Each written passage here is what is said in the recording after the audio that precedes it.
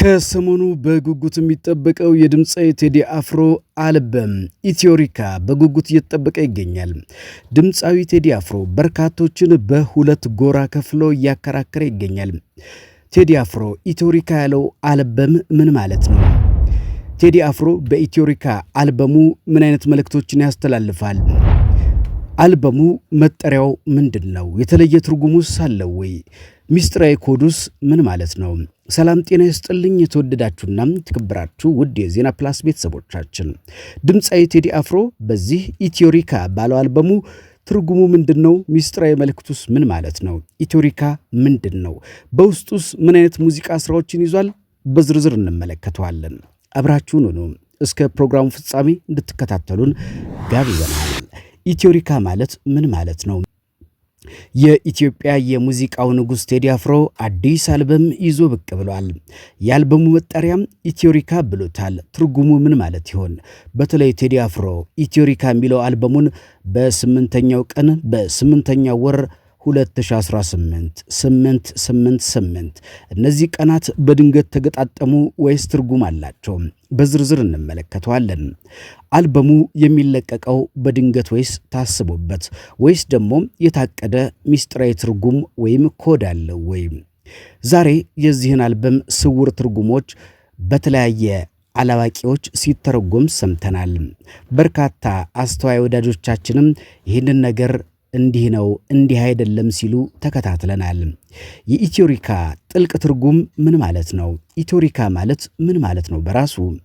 ይህ ቃል በርካቶች እንዳሻቸው ተርጉመውታል፣ እንዳሻቸው ትርጉም ሰጥተውታል። ነገር ግን ትክክለኛው ትርጉም ምንድነው? ይህን ቃል ጥንታዊና ዘመናዊ ትርጉሞችን አጣምሮ ያዘ ነው። ትርጉሙም ኢትዮ ለሀገራችን ሲሆን ሪካ በጥንታዊ የላዕላይ ግዕዝ ወይም ደግሞ ሳልሳዊ ሳባውያን ቋንቋ አንበሳ ወይም ንግስና ማለት ነው። ኢትዮሪካ ማለት የአንበሳ ምድር ወይም ደግሞ የንግስናዊ ሚስጥር ማለት ነው። ትርጉሙም ቴዲ አፍሮ ኢትዮጵያን የአፍሪካ ማዕከልና ኩራት አድርጎ ነው የሚያያት። ኢትዮጵያም ፕላስ አፍሪካ የሚለው ውህደት በኢትዮሪካ ውስጥ እናገኘዋለን። ይህ አልበም የጥቁር ሕዝቦች ሁሉ መዝሙር ሊሆን እንደሚችል ፍንጭ ይሰጣል። በመንፈሳዊ ትርጓሜ ስንመለከተው 7 ቁጥር የፍጥረት ማብቂያ ሲሆን 8 ቁጥር ትንሣኤና አዲስ ጅማሮ ነው። 8 ቁጥርን ጋደም ስናደርጋት ኢንፊኒቲ ወይም ዘላለማዊ ይሆናል።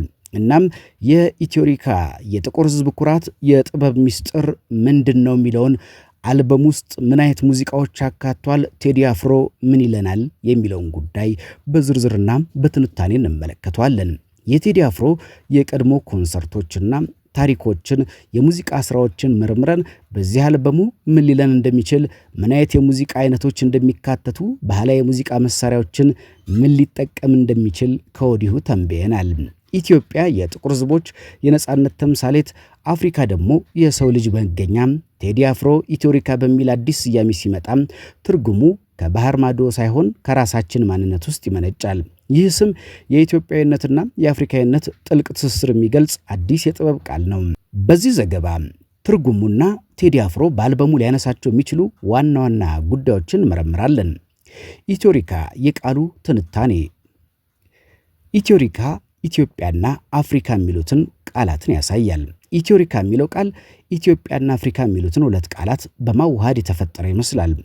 ኢትዮጵያዊው አፍሪካዊነት። ቴዲ አፍሮ ቀደም ሲል ጥቁር ሰው በሚለው አልበሙ ኢትዮጵያ ለአፍሪካ ያደረገችውን ተጋድሎ ዘክሯል። አሁን ደግሞ ኢትዮጵያን እንደ አፍሪካ ልብና የጥቁር ሕዝብ መመኪያ አድርጎ ሊያቀርባት የፈለገ ይመስላል። ስሙ ሪካ በሚለው የሚያልቀው በላቲን ቋንቋ ሀብታም ወይም ውድ ከሚል ትርጉም ጋር ሊያያዝ ይችላል። ስለዚህ ኢትዮሪካ ማለት ውዷ ሀብታሟ ኢትዮጵያ የሚል ፍልስፍናዊ ትርጉም ሊኖር ይችላል። የግጥሙን ጭብጦች ስንመለከት ጥንታዊ የአክሱም ሐውልት፣ የቅዱስ ላሊበላ ውቅር አብያተ ክርስቲያናትና የኢትዮጵያ ገበሬዎች ምስል። ቴዲ አፍሮ በዚህ አልበም ውስጥ ስለምን ሊገጥም ይችላል የሚለውን ከወዲሁ እንንገራችሁ። የአፍሪካ አንድነት። ኢትዮጵያ የአፍሪካ መዲና እንደመሆኗ በአህጉሪቱ ስላለው ወንድማማችነት፣ ስለ ጥቁር ሕዝብ ገናናነት የሚዘክሩ ስንኞች ይኖራሉ ተብሎ ይጠበቃል። ሀገር በቀል ዕውቀት። ከምዕራባውያን አስተሳሰብ ወጥተን ወደ ራሳችን እሴቶች እንድንመለስ የሚጠቁሙ ወይም የሚጠቅሱ ግጥሞች ይኖሩታል ተብሎትም ይጠበቃል። በሀገራችን ያለው ወቅታዊ ሁኔታ በብልሃት የሚዳስሱ ለቁስል ፈውስ የሚሆኑና እርቅን የሚሰብኩ ጥልቅ ግጥሞች የአልበሙ የጀርባ አጥንት ይሆናሉ ተብሎ ይገመታል። ሙዚቃ የቅላጼውን ስንመለከት ከበሮና ዋሽንት በተለይ ደግሞ ቴዲ አፍሮ በተለያየ ስቱዲዮዎች ሲቀረጽ ያየናቸው ምስሎች ኢትዮሪካ ውስጥ የሙዚቃ ቅንብሩ ከአሜሪካ ፖፕ ይልቅ ወደ አፍሪካ ሬጌ የኢትዮጵያ የባህል ቅኝቶች ያደላል። የአፍሪካ ሪትም የምዕራብ አፍሪካ ከበሮች ከኢትዮጵያ መሰንቆና ዋሽንት ጋር ተዋህደው አዲስ ፓን አፍሪካን ድምፅ ሊፈጥር ይችላል።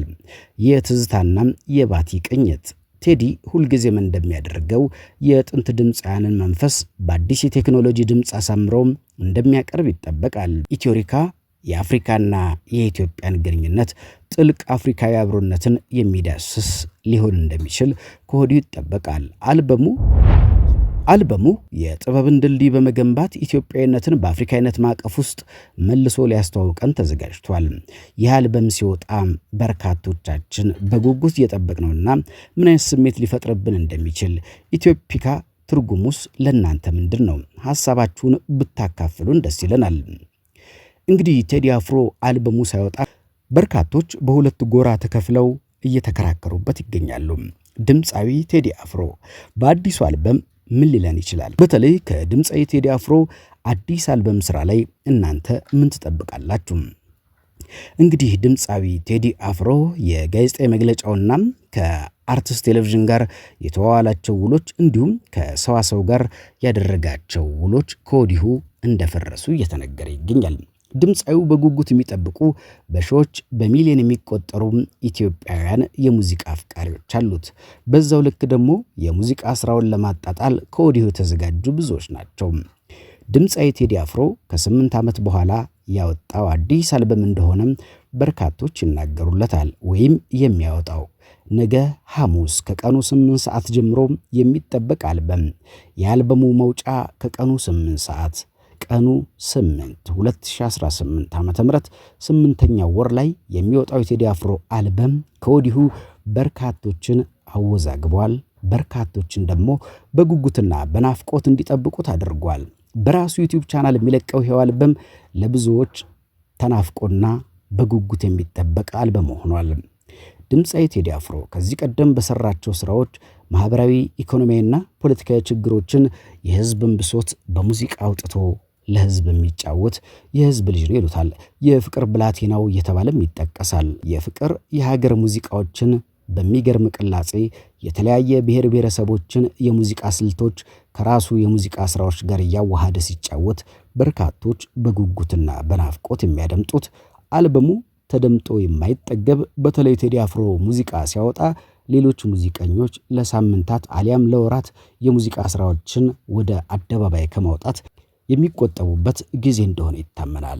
ድምፃዊ ቴዲ አፍሮ ነገ ከቀኑ 8 ሰዓት ጀምሮ በጉጉት የሚጠበቀው አልበሙን ምን ሊሆን ይችላል? በሙዚቃ ስራዎች ውስጥስ ምን ሊያካትት ይችላል የሚለውን ከወዲሁ ለእናንተ መጠነኛ ዳሰሳ አደረግን። የዘፈኑን ትርጉም ነገርናችሁ። ነገ በጉጉት እንጠብቀዋለንና ሁላችሁም ከነገ አልበሙ ላይ ምን እንደምትጠብቁ ገለጹልን። ዜና ፕላስ ስለተከታተላችሁ እናመሰግናለን። ውድ ቤተሰቦቻችን የእናንተ ላይክና ሰብስክራይብ፣ ኮመንት ለኛ ክፍያችን ነው። አብራችሁን ስለሆናችሁ እናመሰግናለን። አበቃን።